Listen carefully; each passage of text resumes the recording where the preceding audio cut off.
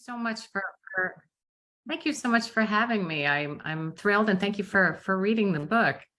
And we're talking about Magnolia Palace, is that Yes. right? Yeah. Always good to check the right book. One time I started in on talking and everybody looked kind of confused, and I realized they'd read a different book. So I had to quickly adapt. But yeah, so Magnolia Palace is my sixth book.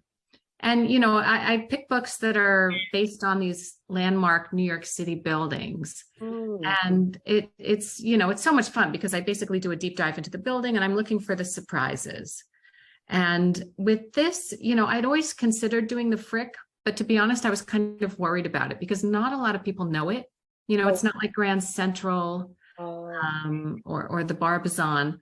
It's a little less known, and so I've been just so shocked and happy about the reception to the book. It's really been beyond my dreams. I've always loved the Frick. It's this kind of little gem of a museum that's set back from Fifth Avenue with this beautiful lawn, and there's these magnolia trees growing on it. And you know, I'd been inside, and it's almost as if the Frick family has gone out to dinner and they'll be back at any moment. It's really beautifully preserved. Has anyone been there? Yes. Yeah, many years ago. Oh, I haven't been there in fantastic. a long time, but you know, it was a very popular destination, I think, like in the 80s and 90s. Oh, isn't that funny? It had a trendy moment. Yeah. And so you know, it's these beautiful furnishings and old rugs, and then of course all these paintings. And when Frick built it, it cost $5 million to build in 1914, which is the equivalent of $80 million today. Oh my God. I know. Can you imagine? And the art on the walls was valued at $40 million when he died in 1919. Wow. And so I just started thinking about it was worth 40 million. Yes. Can you imagine? Yes. I mean, there are 34 Vermeers in the world, and the Frick has 3. Yeah. Just astonishing. And so, you know, I thought it would be fun as a dual timeline because it's changed, right? It was a residence and then it became a museum. So you can really explore how the building and the people have changed over time. So that's kind of where I went to. And as I was reading and researching, which was very helpful because the Frick had a great digital archive that they shared with me. You know, I was really drawn to Helen Frick just because she was such a contradiction of this kind of quirky, opinionated woman who was also very vulnerable in a lot of ways.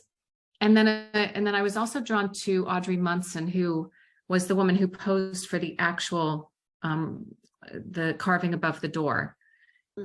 And so as I did a deep dive into her life, I started thinking, wow, you know, it would be amazing if these two people met, right? This wild child artist's muse and this very prickly, very wealthy woman.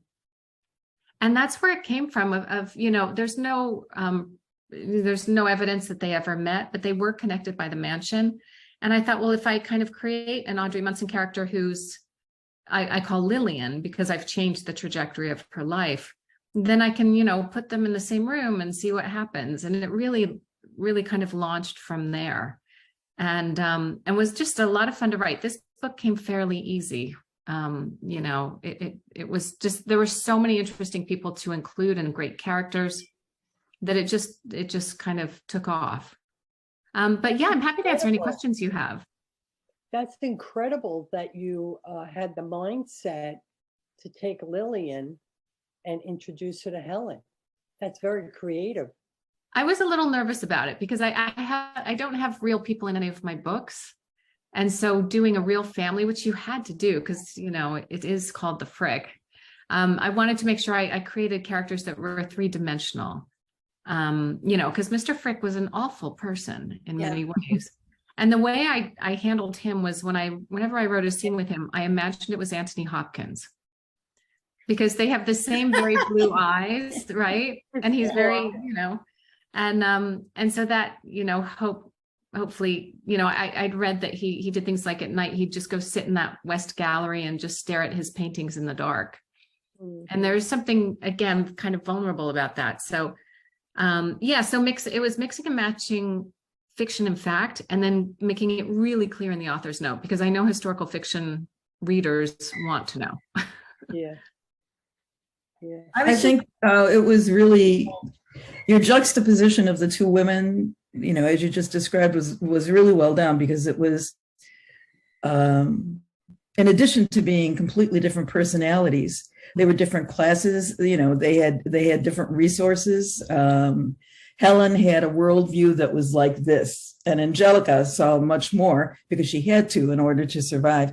And that when we were talking earlier, one of the things that I felt was that it was a really good read. And one of the reasons it was a good read was the interactions between Angelica and Helen. I mean, you'd ended up not liking Helen a whole lot at times, but it made for an interesting juxtaposition and a look at other than all of the beautiful paintings in the Frick, society beyond the paintings. So thank you very much. Yeah, I like the fact that they're really complete opposites, those two women. Yeah. And yet, they both love art and they both have this background in art. And so I thought that would be a good jumping off point. Sure, that was their commonality. Also, I thought the time period of Helen and Lily,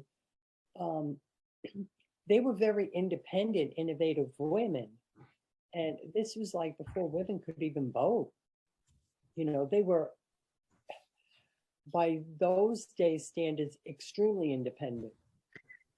Yeah. And because Lillian really had to be, there were only a few ways a woman could make money if she wasn't married. Yeah.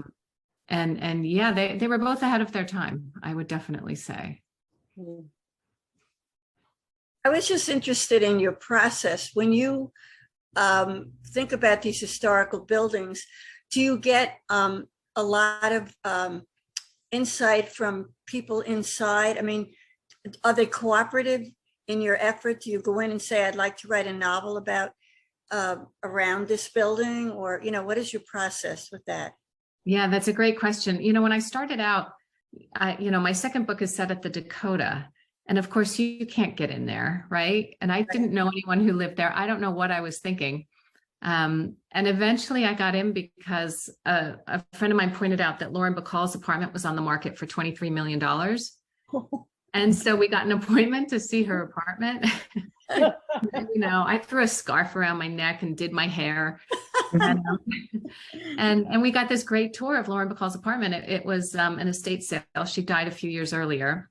And I remember just walking around and trying to memorize everything, right? Because I thought this is the only time I can get in here. What are the hallways like? What's the elevator like? What's the apartment like? And later I did get to know someone who lived in the building and got a full tour, which was really great. And each novel that's happened, like I've somehow made inroads. I've lived in New York for about 35 years. So, I know someone who knows someone who knows someone at this point. And the Frick they were amazing. I approached them in January of 2020 and I kind of said, I write books and, could I get a behind the scenes tour? And they immediately said yes and gave me this great tour from the basement where that bowling alley really is. Right, yeah. All the way up to the top floor where the fur vault is. It was, and they, from the very beginning, they were, really interested and it was a real partnership. And so we've done a number of things together, like they opened up their digital archives to me. So I could see things like, I saw like a dinner menu for a dinner party from 1915. So it's a dinner party for 30 people and all the different 7 courses, which of course I kind of moved into the book when there's a dinner party that Helen is at. Mm-hmm. And so that was great. They were just wonderful. And we've done a number of things together, including I've done interviews with one of their curators where we just sat and he gave me all the dirt on Helen. It was great. Wow. Yeah, you can find that online. And it's a really fun interview and, a number of projects with them. So it's been wonderful. It couldn't be more fun. Great. Thank you. Have you, last weekend, we ended up at the Morgan, and I'm wondering, have you thought about writing something about the Morgan? It's been done. There is, in fact, what's so funny? It's funny you say that because when I was researching this book, the chief curator from the Frick had just moved to the Morgan. So I went to the Morgan to interview him. Yeah. At that time, he said, there's a really great story here because Mr. Morgan's private librarian who was the one who helped him acquire all of the art, was a Black woman. Yes. And she kind of went off and said that she was Portuguese, and high society allowed her to kind of be part of high society at a time when that wouldn't never have happened. And there's a wonderful book that's written by Marie Benedict and Victoria Christopher Murray, I think is her name. And it's called The Personal Librarian. And oh, it's terrific. So it's, she knocked it out of the park. They both did. Yeah, everybody raves about that book, The Personal. Yeah, it's great because it's all true. So you're reading it going, this is, what an incredible woman. I mean, what she accomplished and what she did and how she managed is just really, really fascinating. One of the things that came up before you came on was a discussion about these mansions that are now museums as homes. And when I was in the Morgan, you know, I had already read your book and I was trying to imagine living in the Morgan as a home. I could not do it for love or money. I couldn't do, you know, I mean, maybe I could have a little corner in the gift shop, but that would be about it. You know, I just can't imagine living in those places. And I know some of that is because of what I've always been surrounded by, you know, Cape houses, you know, basically. But did you, when you were talking to people, ever get a sense of that, especially if you were talking to somebody who knew what it was like to live in those houses? Well, you know, with the Frick, at least, there were only 3 people there. It was Mr. Frick, his wife, and Helen. And they lived in this mansion and they were served by a staff of 27. Oh my God. So you had plenty of people to clean, which was awfully nice, right? And to cook for you. And so, you know, I don't know how they did it. I can't imagine. And, you know, never mind the heating bill, right? You know, just to keep it warm in the winter. Yeah. But, you know, they had multiple houses and moved around through them. That was just the way you lived back then. It really is pretty incredible. You know, and when you see, you know, kids these days living in a 10 by 10 studio in New York City. Well, you know, also when you read some of these old books, a house like that, employing 27 workers, it created so many jobs. Mm-hmm. Yeah. And, you know, if you really read a lot of these types of old books, you realize how many jobs it created for the person who didn't have, the people didn't have the education then. So these were good jobs for them. Right. And if you look at the list of the workers who were there, they gave you their nationality, how much they were paid, Yes. you know, what their names were, what their job was. And so it really was like this little city that kind of bubbled along, you know, when the Fricks were there. Mm-hmm. I'm curious how long it takes you to write one of your novels. Yeah, you know, it's about 1.5 years these days. It's about 3 to 4 months of really intense research, and that's going out and interviewing people and getting to know the buildings and figuring out what's going on in that time period so I can, you know, hopefully be true to the time period. And then I do a first draft, just straight through, and that takes about 3 months, about 3 or 4 months. I do about 1,500 words a day, just getting it out there. Mm-hmm. And then there's about 10 drafts after that. And so by the time, you know, it's ready, it's been to my agent, and we've done a huge, I was going to say revision from that. It is like a renovation. And then, you know, it goes to my editor and we do another one. In fact, the book that comes out in June, I just turned it into my editor after doing a huge revision today. And so hopefully it's set and we're off to the races, which is a great feeling. Are you able to tell us what it's about, or is it a secret? Oh, no. It's, what happened was right as I was finishing up my last book, The Magnolia Palace, I got this email through my website from a woman who said that she was in her 80s and she was a former Rockette. Oh, and if I wanted to know the secrets of Radio City, I should call her. excellent. Oh my Right? gosh, I can't wait to read it. Oh, it's so much fun. So I interviewed all of these Rockettes in their 70s and 80s, and it takes place in the Wow. 1950s. And it's from the point of view of a woman who wants to be a Rockette. And yeah, it's really fun. It's called The Spectacular, and it'll be out June 13th. And we're doing a big cover reveal right around mid-November. It's got a great cover. And yeah, if you go to my website, you can sign up for a newsletter. I tend to send out like one a month. Wonderful. I don't overdo it. And you can kind of get info because the cover reveal, I'm excited to get that out there. That's great. I've read all your books, so I'm excited to read that, really. Oh, I love your style. Everything just flows so nicely, and I can picture myself in the room and, you know, what's going on and so forth. So. Oh, thank you. That you Really made my enjoy it. day. Yeah, you know, it's funny writing historical fiction because you have to learn so much about the time period and how people speak and how they would dress.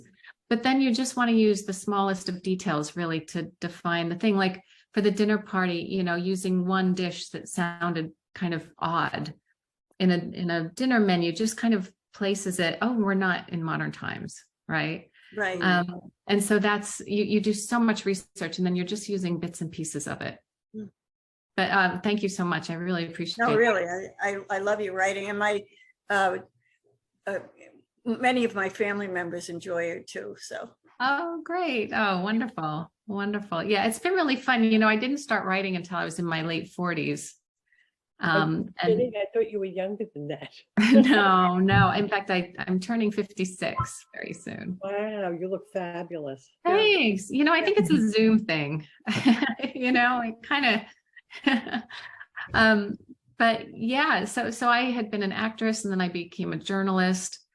And then it wasn't until I kind of found this story about the Barbizon Hotel that I thought would be a good article. But then it didn't work as an article. So I ended up thinking, oh, well, you know, I'll give myself a challenge and see if I can write a book. And so it was really like all these different things I did ended up pointing me in a place that I am just so happy to be at. So I highly recommend changing your career every 10 years. I think That was my favorite book about Oh. the Barbizon. Absolutely fantastic. yeah, that's very dear to my heart, being the first one. It's very Well, I haven't read all of your books, but Claire said that you very often use contrasting time periods in when you tell your stories. Can you talk a little bit about that, how you do it and why you do it? Yeah, sure. You know, with the first book, I love dual time periods and I love books with an element of history, of mystery to them. And so I thought, you know what I'll do is I'll do that as my book. And if I'd known how hard it is to do two timelines and then have a mystery unfurl at the right moment, I would have never done it. It creates, when I'm outlining it, I'm usually drinking heavily at night just to, you know, deal with the pain of that.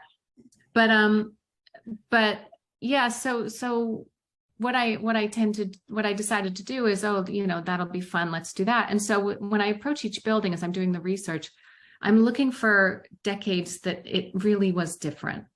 So for example, Grand Central in the 20s was this shining, beautiful, almost brand new, you know, bustling transportation hub.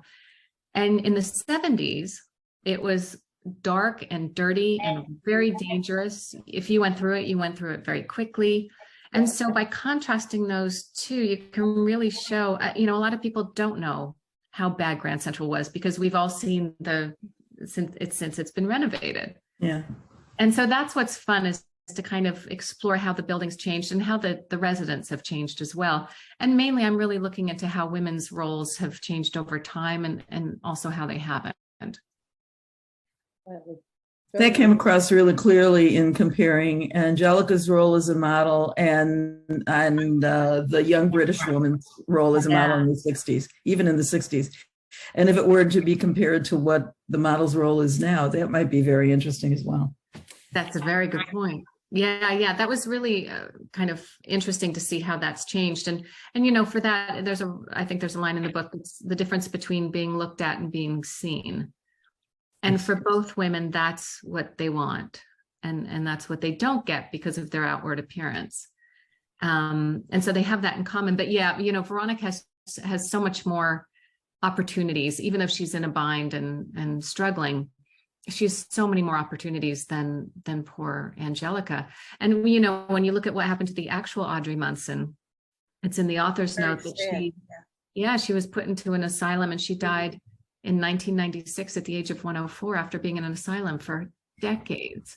And you know what's so funny is just last week I got an email through my website And a woman said, my mother and I were reading your book, and we realized we knew who you were talking about because my mother worked at that asylum and took care of Miss Audrey, as we called Oh her. my goodness. Wow. Yeah, I couldn't believe it. And she said she was very sweet and just had very melancholy eyes, was what her mother said. And they said, thank you for honoring her memory in that way. So I couldn't believe it.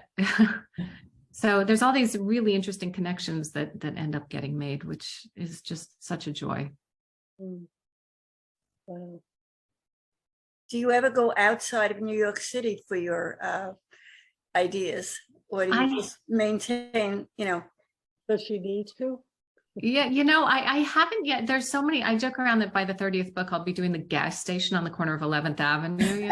But I think I would like to go out, maybe London. Yes, yeah. Right. If you have any suggestions or even any New York suggestions, I'm just starting to think about the next book. So, we'll see. It's hard to beat Radio City, I have to say.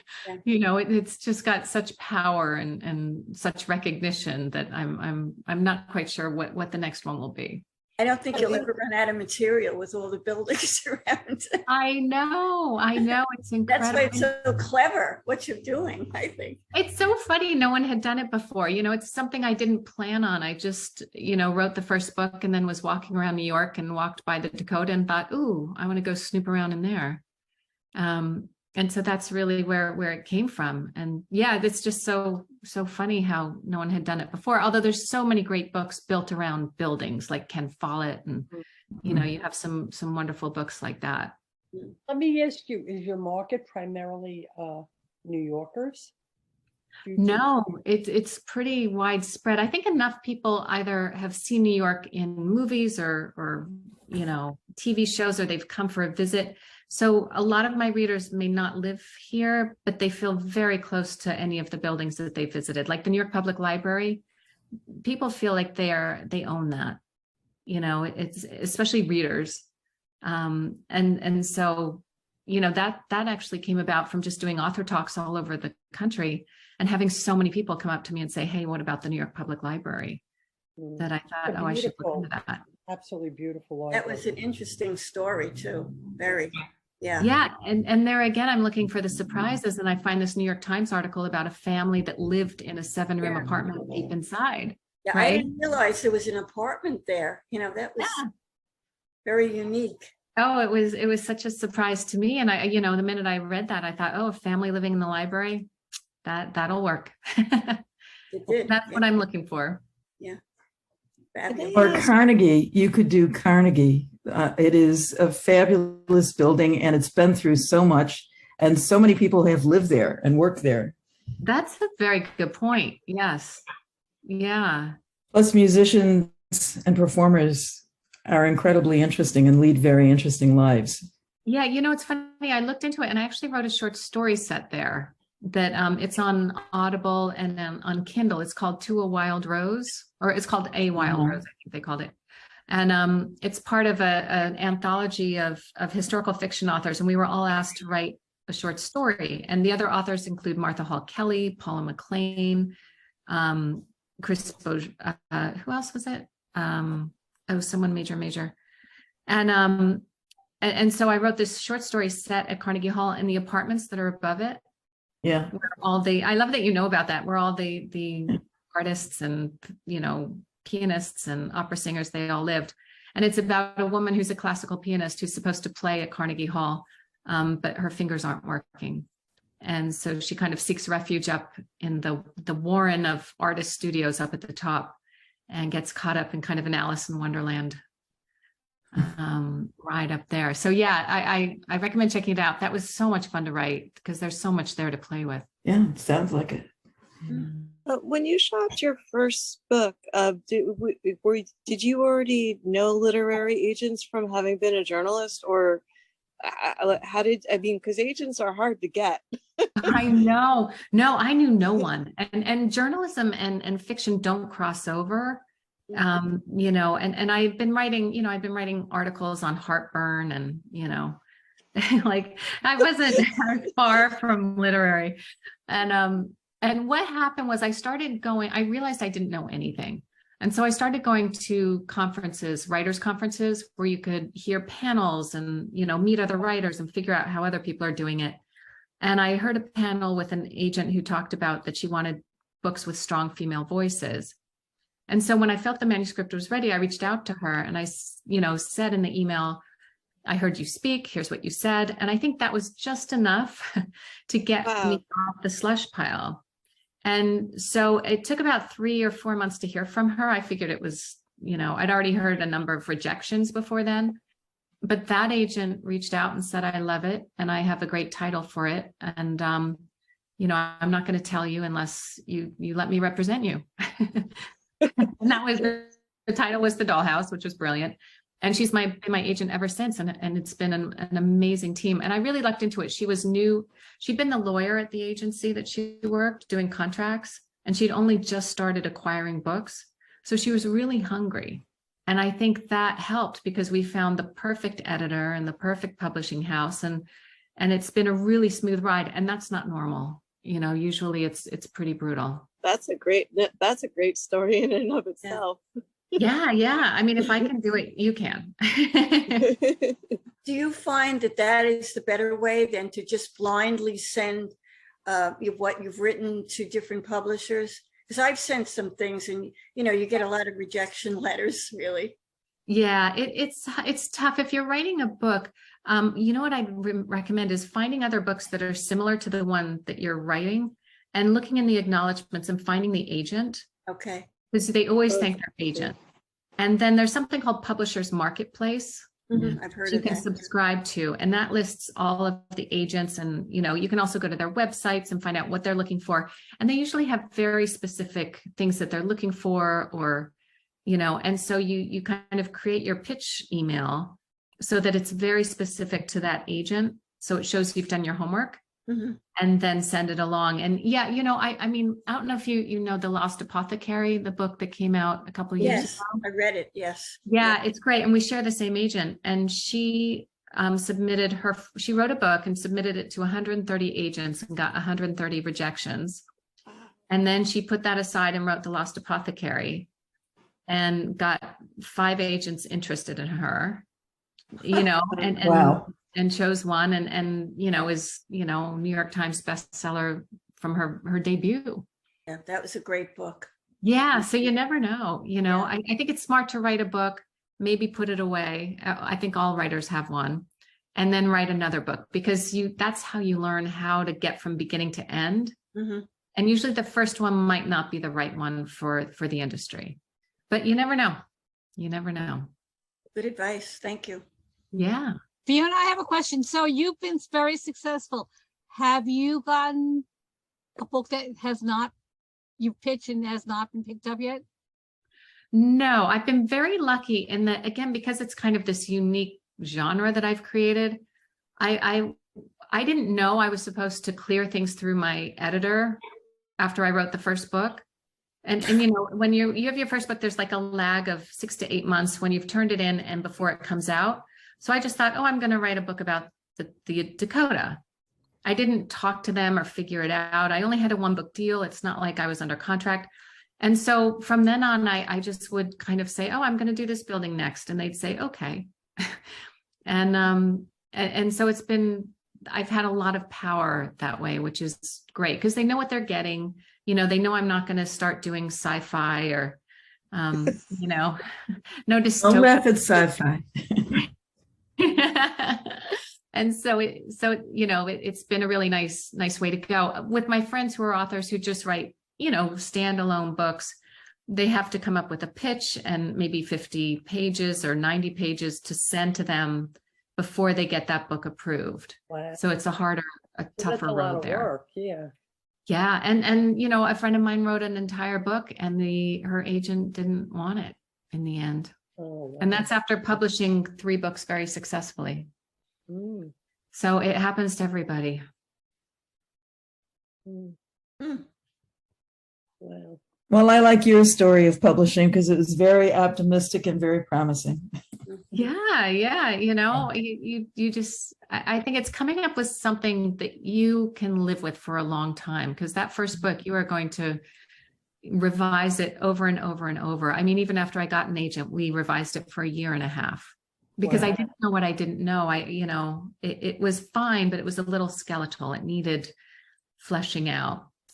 And so that really helped. And so you want something that, with every book, I hit the 75% mark in, and I am just so sick of it. And I want to throw it out the window. And that's exactly when you should push through.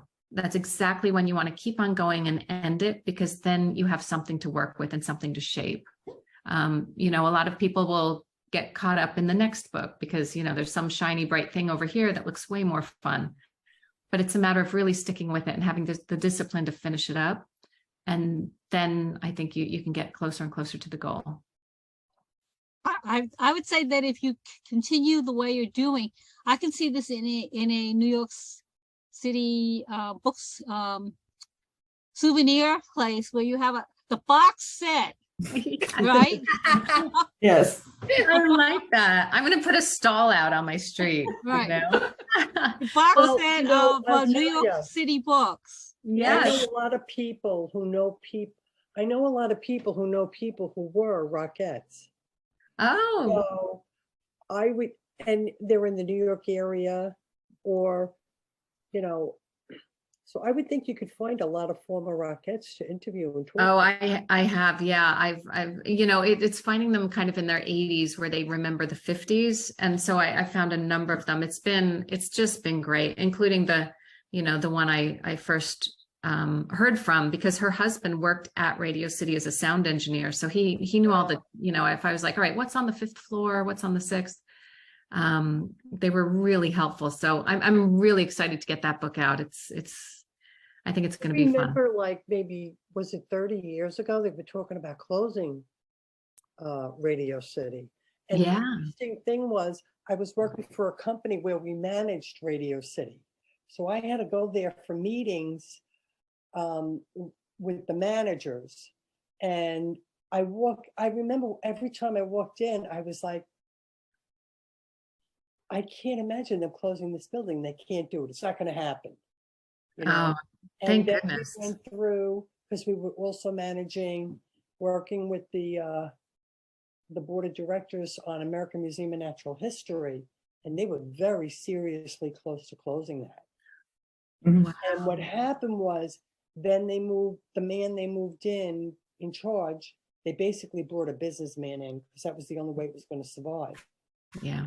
And now to go to the museum, it's not cheap. You have a family of 4, it's like $180 or $200. Mhm. But they had to do that to survive. Yeah. Yeah. It's It was tough to very be. interesting, like the Met Museum, Mhm. the Metropolitan Opera Yeah. House, Yeah. Radio City, There's American so Museum, many. the UN. All Mhm. these places were my accounts, and I went to them. And I would always have the meetings in the cafeterias. And when you sit in the cafeteria with the staff, you always get much more interesting stories than being upstairs. I bet you could write a book, I'm thinking. But it was really funny. One time I had a meeting because I used to do the Met Opera, because we ran all the restaurants, cafeterias, signage, all the printing for all these locations. We had contracts. So one time I went to the Metropolitan Opera House. To me, that's the most interesting of all the buildings in New York City. The Metropolitan Opera House, and I had a look at the cafeteria menu boards on the wall and all the signage. Well, it was the first time I went into the Metropolitan Opera House cafeteria, which was ridiculous because I had been there like 40 times. And it's like, you've never been in the cafeteria? No. I always go upstairs. So I went down and I walked in the cafeteria, and I knew it was there were a lot of people in the building that day, and I didn't think about what was going on. I just knew, oh, there's a lot of people here today. I walked down to the cafeteria and everybody had a costume on. And I thought, oh, it's Halloween that day. It was a dress rehearsal. Mhm. Sure. I'll never forget it. I'm like, oh my God, all the employees got dressed up for Halloween. They looked at me, they go, no, Lorraine, it's a dress rehearsal. All these men carrying swords. Yeah, the Opera House is it's a great spot. Yeah. It really is. Yeah, there's so many. So what book are you guys doing next? What's your next book club book? We're going to be doing The Catch by Alison Fairbrother. Oh, I don't know It's that a one. fairly new book. I don't know if you can, no, you can't see it that way. But, Oh, yeah, yeah. Hmm. we do all different types of books. Yeah. And sometimes they're recommended by the members, and sometimes it's I'll hear about something, and we tried. Your book came out and I guess in the spring, and it was fascinating. I found it fascinating. I was so glad that you were still willing to do it, because sometimes authors move on to the next one and they don't want to talk about their whole books. No, this one's still new to me. So this was great. Thank you so much for choosing it. I really appreciate it. Yes. And so you said that it takes you quite a while. During that time, like, do you do something to like clean your mind out in between, or you keep moving on to the next one? No, I've just turned in the Radio City book, so I'm going to take a couple months and just not think about it. It's hard because my mind wants to find it. I want to find that next building, but I have tons of reading that I need to do, and a lot of just backlogged stuff to do. So that'll keep me busy. And since it's the holidays, it'll be nice to not have to work through that. Good. Great. I have one last question. When you are writing, do you read other people's work, other novelists? Oh, yeah. Yeah. I'm always reading something, and even historical fiction I'll read, because it's usually so different from, we all write very differently, yet at the same time, I'll be reading something. And if I'm having a problem with a character or something, often I'll pick up a book and I'll think, oh, right, that's the way it should be done. It's like you just get so inspired by good writing, like people like Kate Quinn or Kate Atkinson. I just finished her book, and, there's so many, Geraldine Brooks. And so, and I think it helps just to always be seeing what other people are doing and to just stay on top of what's going on in the industry. So, I read as much as I can. Thank you. Do you have any rituals around writing? Like, do you write at the same time in the same place every day? Do you light a candle? Light a candle. Yeah, I know authors who do. I don't. I tend to procrastinate like crazy until I hate myself, and then I finally go and sit down and do it. And so it all depends where I'm at. If I'm editing, I really like editing, and so that I'll sit, get up, have a cup of tea, and just sit down and start working.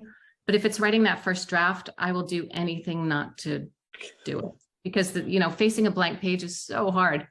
And so it all depends. I'm lucky in that this is all I do, and I don't have kids. So, it's manageable. I can, churn out a book in a year and a half pretty easily. When you're at that spot you were talking about before, where you're stuck and you end up pushing forward, do you just like write anything until it makes sense to you, or is there Anne Lamott has a book, Bird by Bird, which is a great book on writing. It's called Bird by Bird. I highly recommend it. And she talks about writing the shitty first draft. And that there's some days that it's great and everything's flowing and you're inspired, and there's some days it's just like going through mud. And you just kind of get your words down, get something down, and then move on, because the next day it's going to be completely different. And I'm one of those people who loves to check things off lists. And so if my list says, write 1,500 words, I'm going to get there and do it, because the satisfaction of checking it off. And if you do that enough times, you end up with a book. And so, it's just, and with each book, I think, oh gosh, this is awful. And then I remember, oh, right, I'm at that sticky point. And then I'll go ahead. Do you edit as you go, or do you don't look back at anything? You just keep going forward and not reread any of it? No, because if I did that, I'd just be going in circles. And because the books are kind of complicated plot wise, I need to get the whole thing down to see if I can pull it off. And so if I go back and change chapter 2, there's a good chance I may have to move things around or change things drastically in the beginning to make the end work, even though I've planned it out. And so if I waste time by making that pretty right now, it just doesn't serve me. So, you know, here I've just turned in the draft. And so this last revision was really going through, everything's in place, things are working, and just making it as beautiful and, you know, as I can. And that's when I'll do that at the very end. Do you, are you an outliner or are you a pantser? I'm an outliner, totally. Although I have friends who are pantsers and it completely works for them.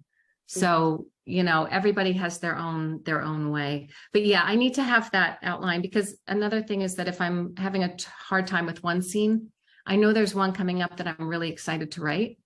And that gets me through to hit that. That makes sense. That makes sense. Yeah. Thank you so much, Fiona. Is there any last questions for her before we kind of like end the Zoom? Thank you so much. It was really a pleasure to chat with you, and what great questions. And again, thank you for picking up the books. I really appreciate it. Word of mouth is so important. And also thank you for supporting your local library, which, you know, that's the key to every community at this point. Well, thank you for coming. Thank you And so much. It was really you very very much. nice of you. Oh, Yes, my thank you. pleasure. My Thank you. pleasure. Thank you. Take care, everybody. Thank you. Bye. Thank you. Bye-bye. I'm gonna stop the recording. Let's see.